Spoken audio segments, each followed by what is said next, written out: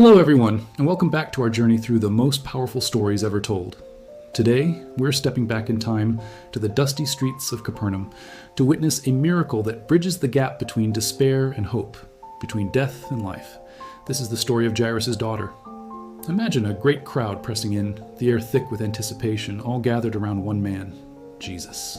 Pushing through this sea of people is Jairus, a leader of the synagogue, a man of status, now brought to his knees by desperation. Falling at Jesus' feet, he begs, his voice trembling with a father's love, "My little daughter is dying. Please, come and lay your hands on her so she may live." His plea hangs in the air, a raw and honest cry for help. Jesus, seeing the man's faith, agrees to go with him. As they make their way through the bustling streets, the crowd presses close. Time is slipping away, and every moment feels like an eternity for Jairus. Suddenly, Jesus stops. He feels power go out from him. A woman who had been suffering for 12 long years had touched the hem of his garment in a desperate act of faith and was instantly healed. It's a beautiful moment, another life changed, but for Jairus, this delay must have been agonizing. His heart trembles with a mix of fear and fragile hope, watching the precious seconds tick by. Just then, the worst possible news arrives. A messenger rushes through the crowd, his face grim. He leans in and delivers the devastating words to Jairus, "Your daughter is dead. Don't trouble the teacher anymore." Imagine the crushing weight of those words. The hope that had carried him this far shattered in an instant. But before despair could fully take root, Jesus turns to him, his gaze filled with divine peace, and says, "Don't be afraid, only believe." It's a simple command, but one that carries the weight of heaven itself. When they arrive at Jairus' home, the air is heavy with sorrow. The house is filled with the sounds of professional mourners weeping and wailing, the lamplight flickering across their grieving faces. Seeing this, Jesus says something that must have sounded strange, even absurd to them. "Why are you weeping? The child is not dead, but asleep."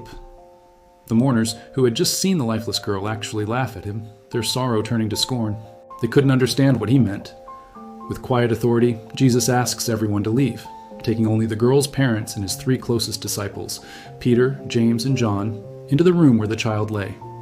Inside the quiet room, away from the noise and doubt, the true miracle unfolds. Jesus walks over to the bed and gently takes the young girl's hand in his. A divine warmth, a soft light seems to fill the space. Looking at her, he speaks 2 Aramaic words that would echo through eternity.